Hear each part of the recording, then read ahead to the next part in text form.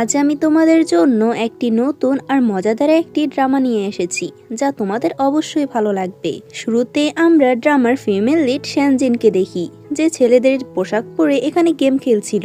আর তখন সে কিছু গার্ডদেরকে দেখতে পায়, যাদেরকে তার বাবা পাঠিয়েছিল এখান থেকে নেওয়ার জন্য।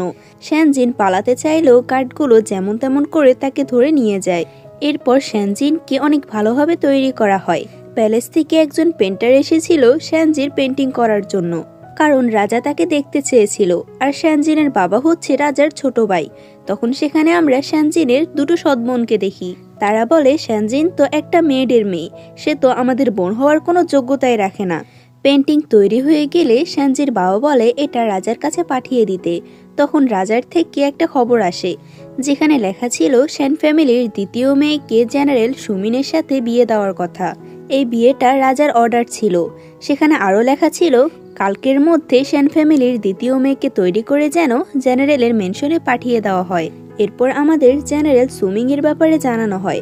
মানুষ বলে সে নাকি একটা জীবিত রাক্ষস। যুদ্ধের ময়দানে ওর তলোয়ার থেকে কেউই বাঁচতে পারে না। শ্যানজিনের সৎবোন তার মাকে বলে সে ওই বুড়ো আর রাক্ষস জেনারেলের সাথে বিয়ে করতে চায় না। তার বাবা যেন রাজাকে না করে দেয়। তখন তার মা ভাবতে থাকে, এই রাক্ষস জেনারেলের সাথে যদি তার মেয়ের বিয়ে হয় তাহলে তো সে তার মেয়েকেই মেরে ফেলবে। শ্যানজিনের বড় বোন বলে, যতটুকু আমার মনে আছে আমার বোন আর শ্যানজিনের জন্ম তো একই দিনে হয়েছে, তাই আমি জানি না তাদের দুজনের মধ্যে প্রথমে কে জন্ম নিয়েছে। তখন শ্যানজিনের সৎমা বলে, আমার মনে পড়েছে, শ্যানজিনের জন্ম তো আগে হয়েছে, তাই সে অনুযায়ী শ্যানজিনই হচ্ছে শ্যান ফ্যামিলির দ্বিতীয় মেয়ে।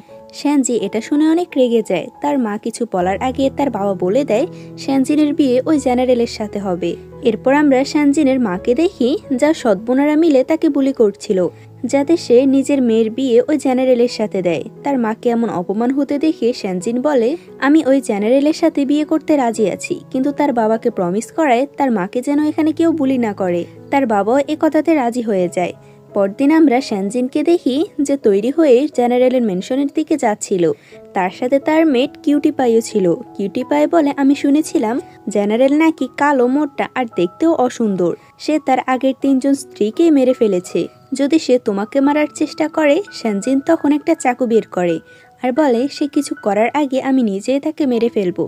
তখন সেখানে জেনারেলের একজন বিশ্বস্ত লোক আসে, যার নাম ছিল আনার। সেখানে জেনারেলের ওয়াইফকে নিতে এসেছিল। তারা ওখান থেকে যাওয়ার সময় জঙ্গলের মাঝে কিছু লোক তাদের উপর হামলা করে দেয়। এসব দেখে শ্যানজিন আর কিউটি পাই অনেক বেশি ভয় পেয়ে যায়। কিন্তু আনার তার সৈন্যদের সাথে সে লোকেদের সাথে লড়াই করতে থাকে। এমন দৃশ্য দেখে তারা ভয়ে ওখান থেকে পালিয়ে যাচ্ছিল। তখন শ্যানজিনের উপর হামলা হলে জেনারেল সে তাকে বাঁচিয়ে নেয়। এই সুযোগে এরা দুজনে জঙ্গলের ভিতরে চলে যায়। কিছুক্ষণ পর সবকিছু শান্ত হলে তারা আবারও ফিরে আসে। এখানে জেনারেলের কোনো লোক ছিল না, উল্টো সবগুলো লাশ পড়ে আছে। শ্যানজিন বলে, আমার মনে হয় জেনারেলের লোকেরা আমাদের নেওয়ার কথা ভুলেই গিয়েছে। কিউটি পাই বলে, তার অনেক ভয় করছে, এখান থেকে চলে যাওয়ার কথা বলে।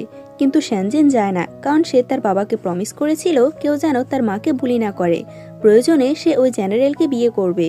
দুজনের মধ্যে কেউই রাস্তা চিনত না, তাই তারা ফুটপ্রিন্ট ফলো করে করে জেনারেলের ম্যানশনে চলে আসে। তাদের আসতে অনেক রাত হয়ে গিয়েছে। সে জোরে জোরে দরজা ধাক্কায় খোলার জন্য, কিন্তু কেউই দরজা খুলছে না দেখে সে দেয়াল টপকে ভিতরে চলে আসে। এখানে সে কাউকে দেখতে পায় না, কিন্তু একটা রুমের থেকে আলো আসছে দেখে সে সেই রুমে চলে যায়। এই রুমটাই ছিল জেনারেল সুমিং এর। শ্যানজিন পড়ে যেতে নিলে জেনারেল সুমিং তাকে ধরে ফেলে। তাকে দেখে শ্যানজিন বলে, তার মানে তুমি হচ্ছ সে জেনারেলের লোক। তোমার জেনারেল আসলে কোন ধরনের মানুষ, যে কিনা নিজের হবু বউকে মাঝ জঙ্গলে ফেলে রেখে চলে এসেছে। একবার শুধু সেই বুড়ো জেনারেলকে আসতে দাও, আর আমি তোমাকে একটা কথা ক্লিয়ার করছি, আমার বিয়েটা আমার ফ্যামিলির জোর করে দিয়েছে, না হলে আমি ওই বুড়ো জেনারেলকে কখনোই বিয়ে করতাম না। সুমিং অনেক ধৈর্য ধরে তার ব্যাপারে সব কথা শুনছিল। শ্যানজিন বলে, মেন গেট কোথায়? সুমিং তাকে মেন গেট দেখিয়ে দেয়। এখানে মেন গেটের সামনে তো জেনারেলের অ্যাসিস্ট্যান্ট কিউটিফাইকে ধরে রেখেছে। সে ভাবছিল কিউটিফাই হয়তো বা এখানকার কোনো স্পাই হবে। সে তাকে মারতে যাওয়ার আগে শ্যানজিন ওখানে চলে আসে। শ্যানজিনের মনে হতে থাকে এই অ্যাসিস্ট্যান্টই হয়তো বা জেনারেল। শ্যানজিন তাকে বলে, আমি যতটা ভেবেছিলাম তুমি তো তার থেকেও বেশি অসুন্দর। কিউটি পাই তাকে কিছু বলতে চায়, কিন্তু শ্যানজিন শুনে না। শ্যানজিন বলে, আমি হচ্ছে তোমার ওয়াইফ। আমি এখানে আসতে না আসতে তুমি আমার মেডকে ধরে মারতে চাইছো। সুমিং এর অ্যাসিস্ট্যান্ট তাকে সম্মান জানায়, কারণ শ্যানজিনের পিছনে জেনারেল ছিল, কিন্তু শ্যানজিন এটা বুঝতে পারছে না। সে ভাবছিল এই জেনারেল তো হয়তো তাকে দেখে ভয় পেয়েছে। কিউটি পাই তখন তাকে পিছনে তাকাতে বলে, আর সে তাকিয়ে দেখে এটা তো সুমিং দাঁড়িয়ে আছে। অ্যাসিস্ট্যান্ট সুমিংকে যখন জেনারেল বলে ডাকে তখন সে অনেক অবাক হয় আর বলে, এখানে আসলে জেনারেলটাকে? সুমিং বলে, এখানে আমি হচ্ছি জেনারেল। এটা শুনে শ্যানজিনের অনেক বড় একটি ঝটকা লাগে। ফ্ল্যাশব্যাকে দেখি আনা সুমিংকে বলছিল তার আগের 3 জন স্ত্রীর মতো এও কি একটা স্পাই হবে। সুমিং বলে, সে যদি একজন স্পাই হয় আর এই ছোট হামলাতে সে যদি মারাও যায় তাহলেও তার কিছু যায় আসে না। সে যদি বেঁচে থাকে আর এখানে আসার হয় তাহলে সে নিজে বাজে চলে আসবে। এরপর আমরা এদের দুজনকে দেখি যারা নিজেদের রুমে বসেছিল। শ্যানজিন বলে, আজ আমাদের ফার্স্ট নাইট, অথচ ওই জেনারেল তো আমার সাথে একবার ভালোভাবে কথাও বলছে না।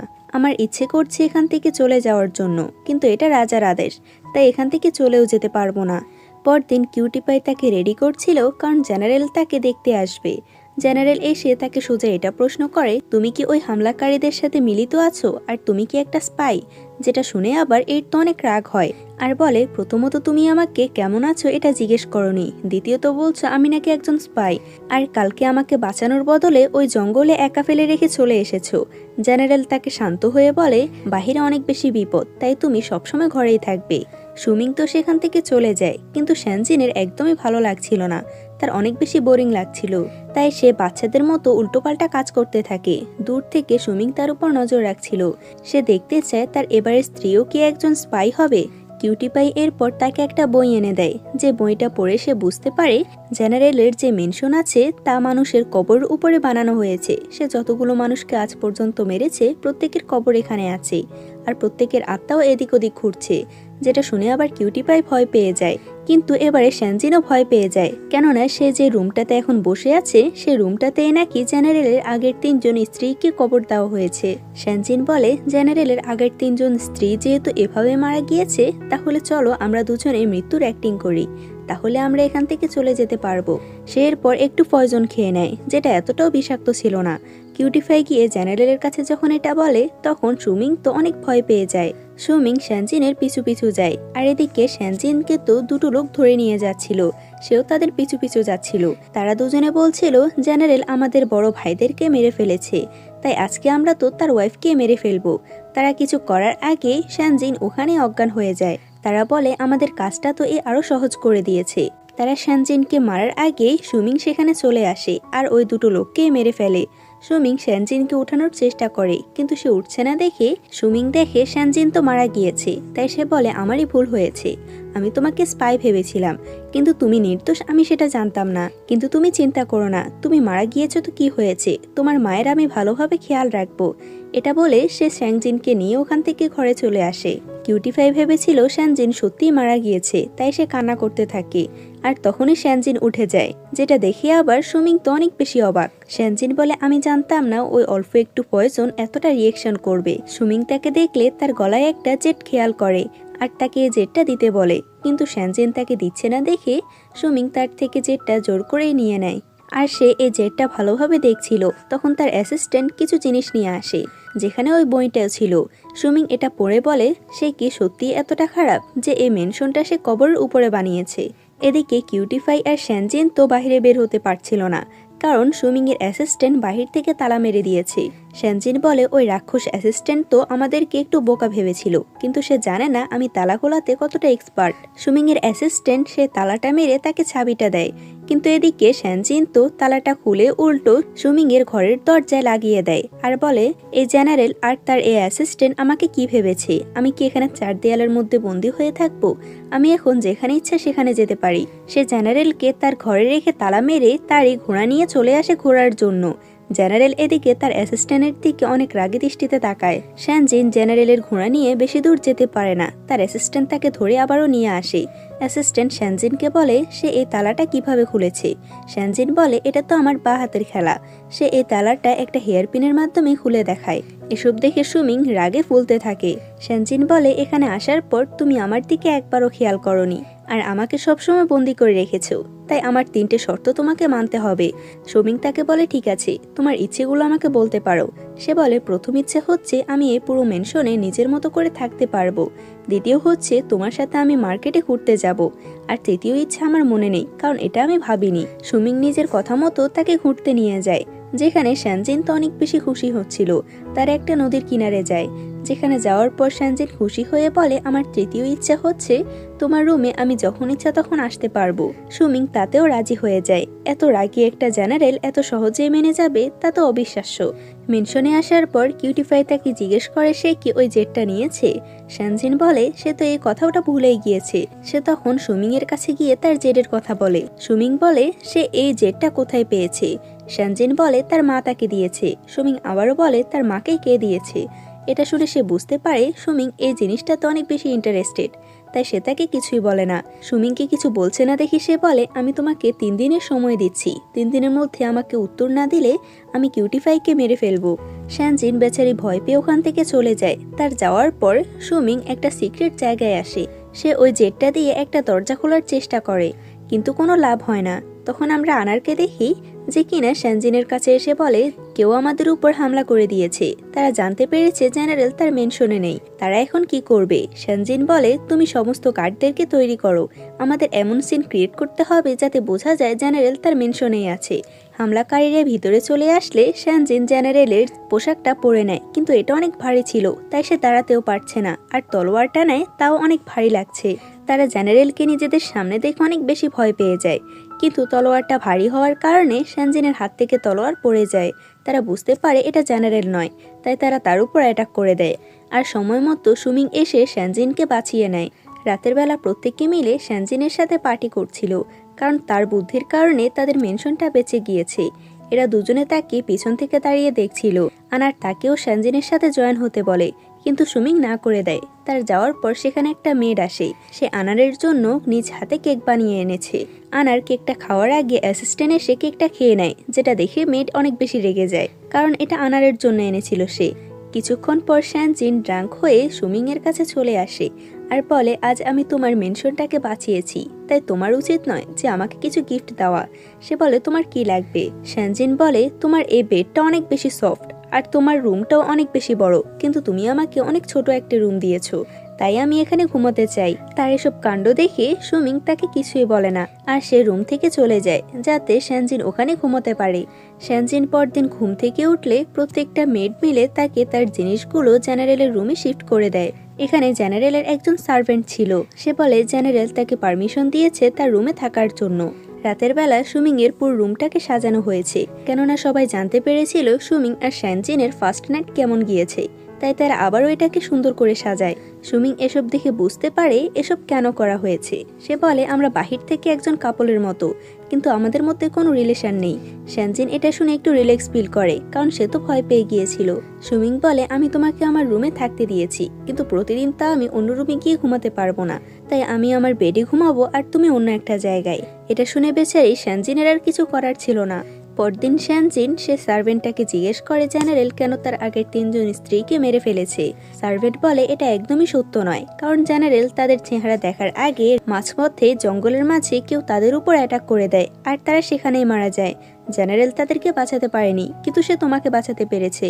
এরপর রাজা একজন পেন্টারকে পাঠায় তাদের দুজনের ছবি এঁকে নেওয়ার জন্য। সুমিং তাকে কাল রাতে বিছানায় ঘুমোতে দেয়নি, তাই সে প্রতিশোধ নেওয়ার জন্য তার কাপড়ের মধ্যে কিছু পাউডার ছড়িয়ে দেয়, যার ফলে তার হাঁচি আসতে থাকে। আর এ কারণে এই পেন্টার তাদের ছবিটা এভাবে বানিয়ে নেয়। শ্যানজিনের পর খাবার খাচ্ছিল। সে বারবার বলছিল তার খাবারটা অনেক বেশি মজার, কিন্তু সুমিং এটাতে কোনো পরোয়া করে না। তার খাবার খাওয়া শেষ হলে সুমিং বলে তাদেরকে এখনই সেই পেন্টারটার সাথে খাবার খেতে হবে। এটা শুনে সে বলে তার মানে তুমি আমার উপর প্রতিশোধ নিয়েছো, তুমি আমাকে আগে বললেই তো হতো। তারা এরপর সেই পেন্টারটার সাথে খাবার খেতে চলে যায়। এখানে তো শ্যানজিনও কম ছিল না। সে সেই পেন্টারটাকে বলে তার হাজবেন্ডের একটু শরীর খারাপ, তার জন্য সে বারবার হাঁচি দিচ্ছে, এজন্য সে তার হাজবেন্ডের জন্য কিছু স্যুপ বানিয়ে এনেছে। এসব শুনে আবার বেচারা কিছু বলতেও পারছে না।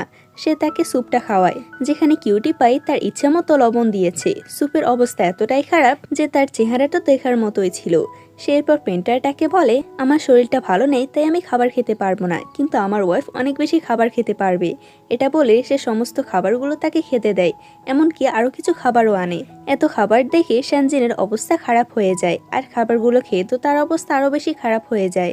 পরদিন শ্যানজিনের মা তাকে একটা লেটার পাঠায়। সে তার নিজের হাতে ডিজাইন করা একটা কাপড় পাঠিয়েছে।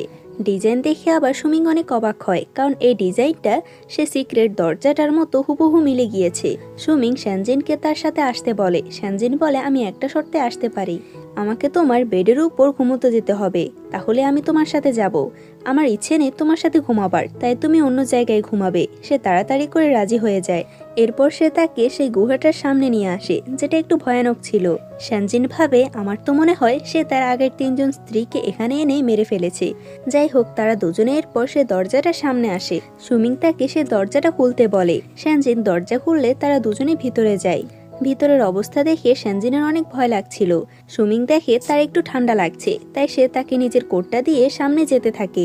আর তখনই শ্যানজিন ভুল করে একটা রুমে বন্দি হয়ে যায়। সে এতটাই ভয় পাচ্ছিল যে চিৎকার করতে থাকে যাতে সুমিং তাকে বাঁচিয়ে নেয়। সুমিং সেখানে এসে তাকে তো বাঁচিয়ে নেয়, কিন্তু এই মূর্তিগুলোর থেকে বাঁচতে পারে না, কারণ এই মূর্তিগুলোর থেকে অনেকগুলো তীর বের হচ্ছিল।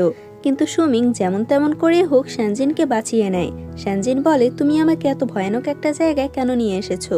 সুমিং তার কথায় কোনো খেয়াল করে না, আর সে জেটটা সেখানে থাকা একটা বক্সের উপরে রাখে। আর বক্সের উপরে থাকা দরজাটা খুলে যায়, যেখানে একটা বক্স ছিল। বক্সের দরজা খোলার পর সেখানে আরেকটা বক্স থাকে। সেই বক্সটা খোলার পর একটা সেল ছিল। এই সেলটা উপরে উঠাতে মনে হচ্ছিল গুহাটা এখনই ভেঙে যাবে। তাই সুমিং শ্যানজিনকে নিয়ে ওখান থেকে বেরিয়ে আসে। শ্যানজিন খেয়াল করে সুমিং এর ঘাড়ে কাটা দাগ। এই আঘাতটা তাকে বাঁচাতে গিয়ে লেগেছিল। এরপর সে ওই আঘাতটাতে মেডিসিন লাগিয়ে দেয়। তার পিঠে এতগুলো আঘাত দেখে তো শ্যানজিনের অনেক বেশি খারাপ লাগে, আর বলে, প্রত্যেকে জানে তুমি একটা জীবন্ত রাক্ষস।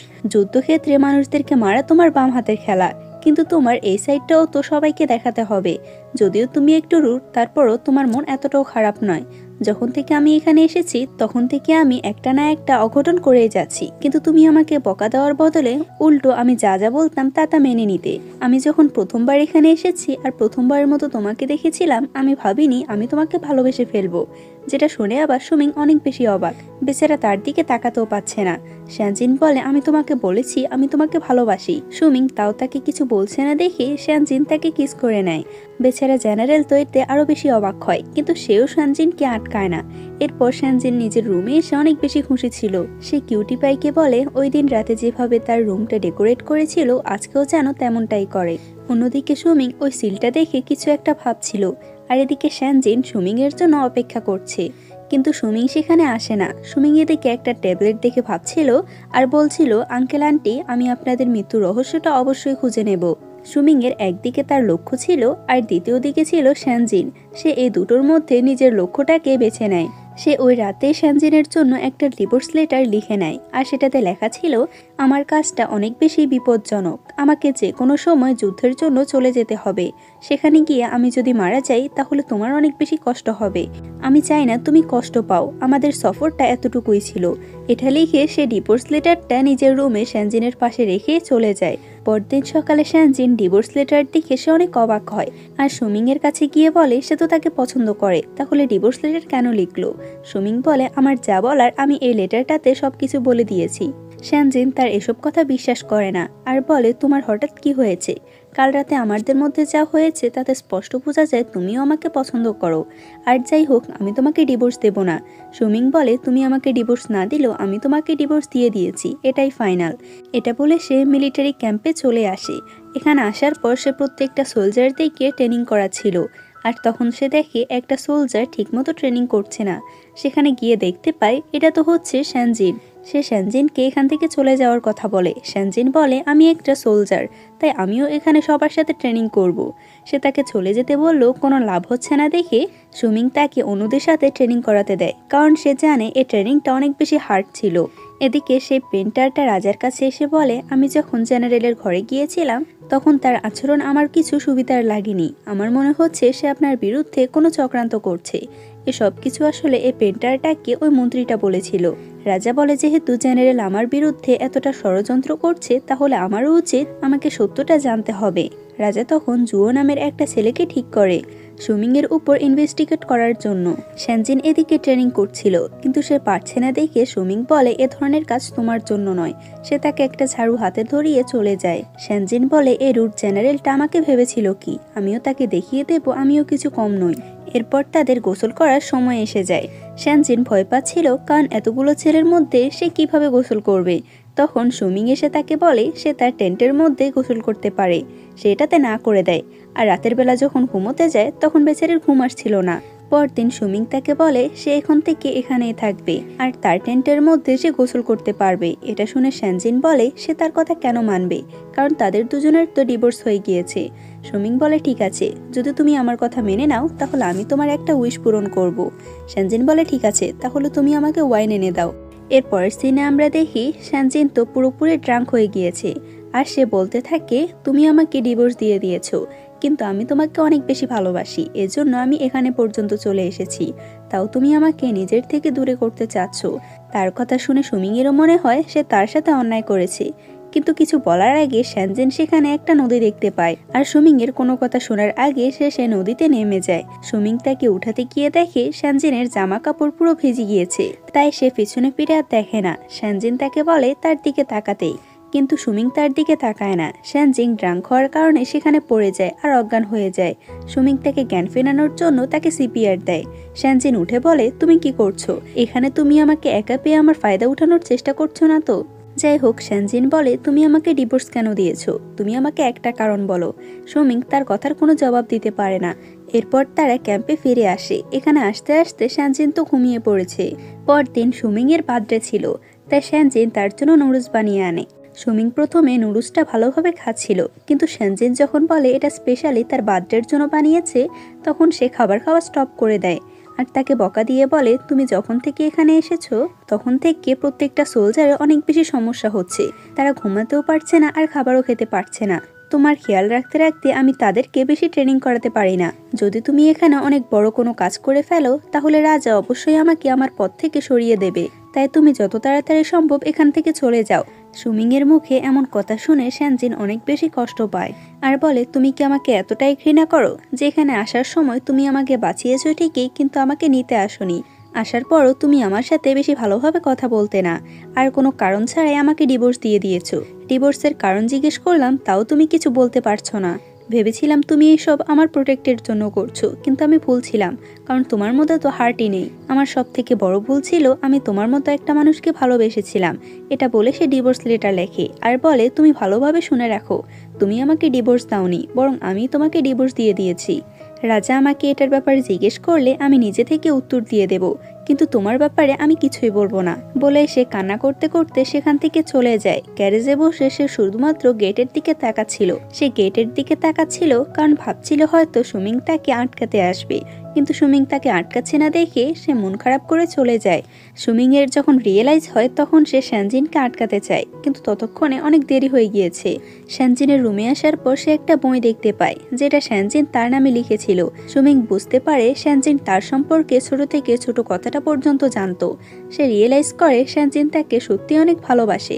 অন্যদিকে সেনজিন মেনশন থেকে চলে যাচ্ছিল। সমস্ত সার্ভেন্ট তাকে আটকানোর চেষ্টা করলেও সেখানে থাকে না। অ্যাসিস্ট্যান্ট আনারকে বলে এ প্রথমবার সুমিং ট্রেনিং ক্যাম্পে আসতে দেরি করেছে আর কাল রাতে তো সে অনেক বেশি ড্রিঙ্ক করেছিল।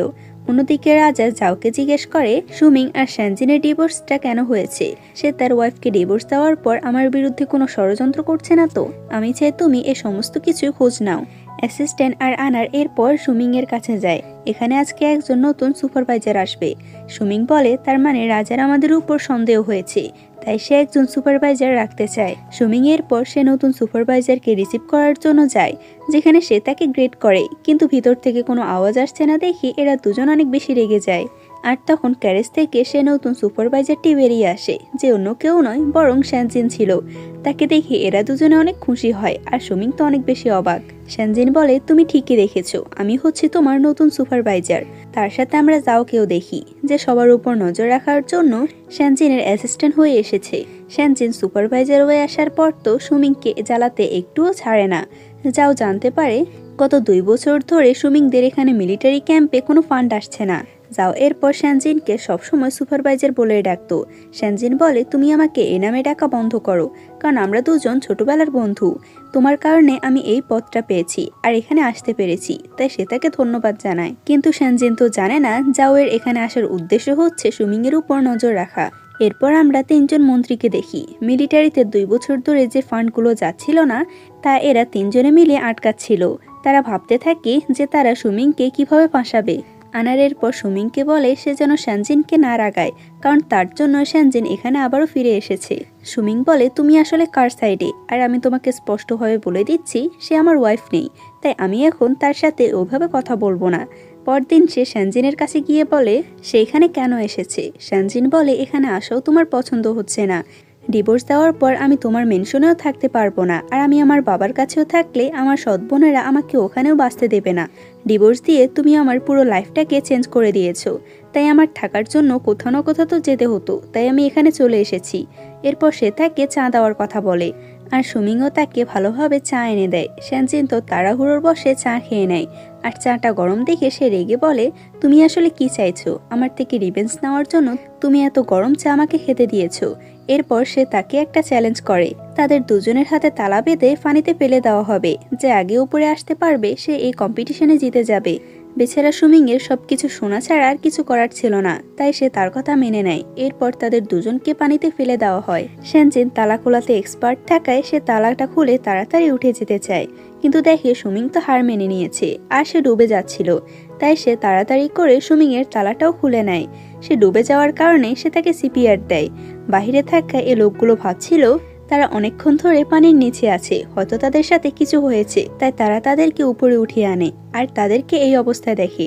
তাদের সাথে এমন কিছু হবে আমি তো আশাই করিনি।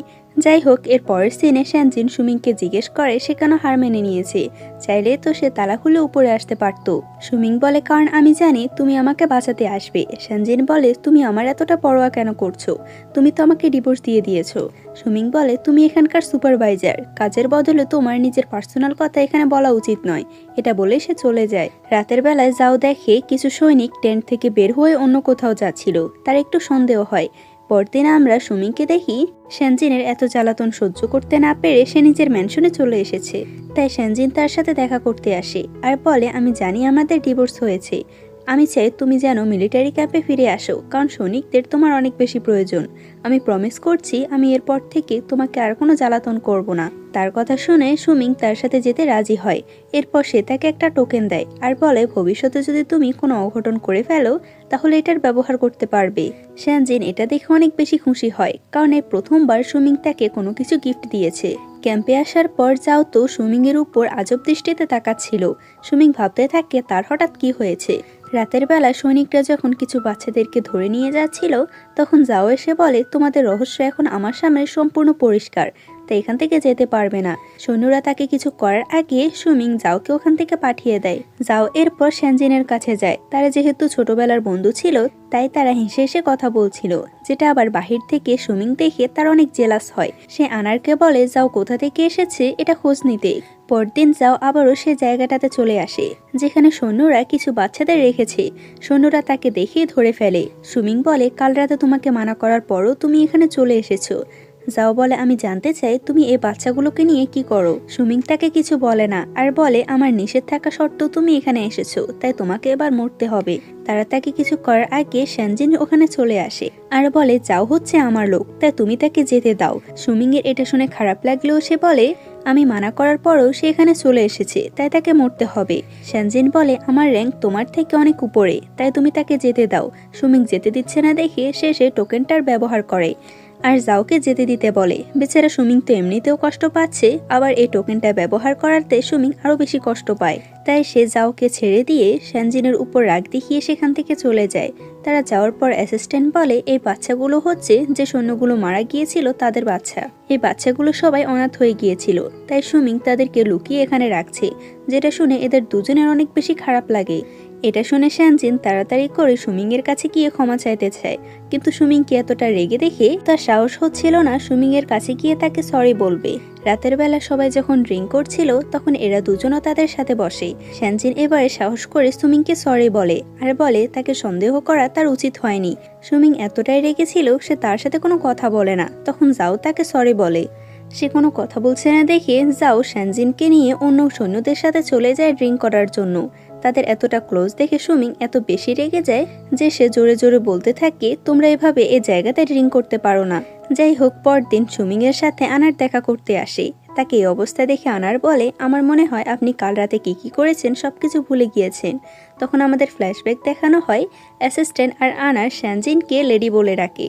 এটা দেখে সুমিং বলে, সে আমার ওয়াইফ নেই, তাই তাকে লেডি বলা বন্ধ করো। যদি কেউ এখানে আমার ওয়াইফ হিসেবে শ্যানজিনকে রাখে তাহলে আমি তাকে শাস্তি দেব। শ্যানজিনের এটা শুনে অনেক বেশি রাগ হয় আর সে ওখান থেকে চলে যায়। আনার বলে, কাল রাত থেকে শ্যানজিন এখানে আর আসছে না। এটা শুনে সুমিং শ্যানজিনকে খোঁজার জন্য যায়, কিন্তু সে তাকে কোথাও পায় না। যাও তাকে বলেছিল, তুমি আমাদের সম্পর্কটা যেভাবে ভাবছো আমরা তেমনটা নই। শ্যানজিন এখানে এসেছিল একমাত্র তোমার জন্য। শ্যানজিনকে খুঁজতে খুঁজতে তার রাত হয়ে গিয়েছে। সে এরপর ওই জায়গাটাতে যায় যেখানে শ্যানজিন ড্রিঙ্ক করেছিল। সুমিং জোরে জোরে বলতে থাকে, আমার উচিত হয়নি তোমাকে এতটা হার্ট করার, আর তোমাকে ডিভোর্স দেওয়া আমার উচিত হয়নি। আমি চাই তুমি এখানে চলে আসো। সে তাকে সরি বলে। তখন শ্যানজিন ওখান থেকে বেরিয়ে আসে। সুমিং বলে, ছোটবেলা থেকে আমি কোনো কিছুতে ভয় পেতাম না, কিন্তু যবে থেকে তুমি আমার জীবনে এসেছো তবে থেকে আমি ভাবছিলাম আমি তোমাকে হারিয়ে ফেলবো, তাই আমি তোমাকে ডিভোর্স দিয়ে দিয়েছি। এটা আমার সবথেকে বড় ভুল ছিল। তুমি এখানে ফিরে আসার পর আমি অনেক খুশি হয়েছিলাম, কিন্তু যখন থেকে দেখছি তুমি ওই জাওয়ের সাথে অনেক বেশি ক্লোজ তখন থেকে আমার অনেক বেশি হিংসা হতো। আমি চাই তুমি ওই ডিভোর্স লেটারের কথা ভুলে যাও। আমি সবসময় তোমার সাথে থাকবো। শ্যানজিন খুশি হয়ে তাকে জড়িয়ে ধরে। তারা দুজনে এরপর ফিরে আসার সময় শ্যানজিন সুমিংকে বলে, কিউটি পাই আর জাও দুজনেই হচ্ছে আমার ছোটবেলার বন্ধু। তাদের দুজনকে আমি ছোটবেলায় পেয়েছিলাম। কিউটি পাইকে আমি নিজের পার্সোনাল মেড হিসেবে আমার কাছে রাখতে পেরেছি, কিন্তু জাওকে আমি আমার পাশে রাখতে পারিনি। জাও ছোটবেলা থেকে কিউটি পাইকে পছন্দ করে। তার কথা শুনে সুমিং খুশি হয়ে বলে, তাহলে ঠিক আছে।